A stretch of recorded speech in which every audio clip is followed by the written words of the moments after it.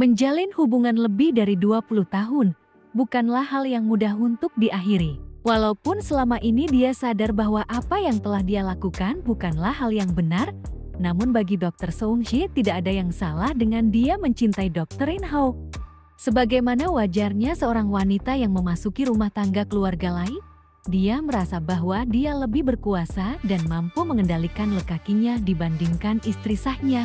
Karena itulah, akhirnya dia berani menantang Dr. In-ho untuk memutuskan memilih di antara dia atau istri sahnya.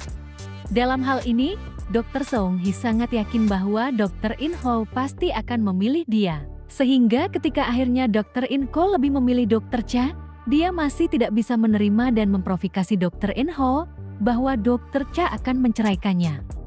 Dengan kesombongannya, Dr. Seung-hee ingin menunjukkan pada Dr. Cha bahwa dia lebih baik dan lebih kompeten dibanding Dr. Cha. Apalagi status Dr. Cha sekarang yang hanya sebagai dokter residen yang butuh nilai baik untuk lulusannya sebagai dokter residen.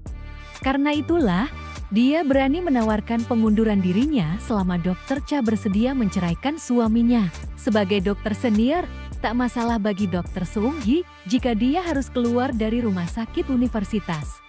Dia bisa saja pindah tugas ke rumah sakit lain, atau pindah ke Amerika bersama Dr. In-ho dan juga putrinya, Hyun-so. Apalagi setelah kejadian pertengkaran antara Hyun-so dan Irang yang menyebabkan Hyun-so terluka kemarin, membuat Dr. Seung-hee semakin kesal pada Dr. Cha dan anak-anaknya.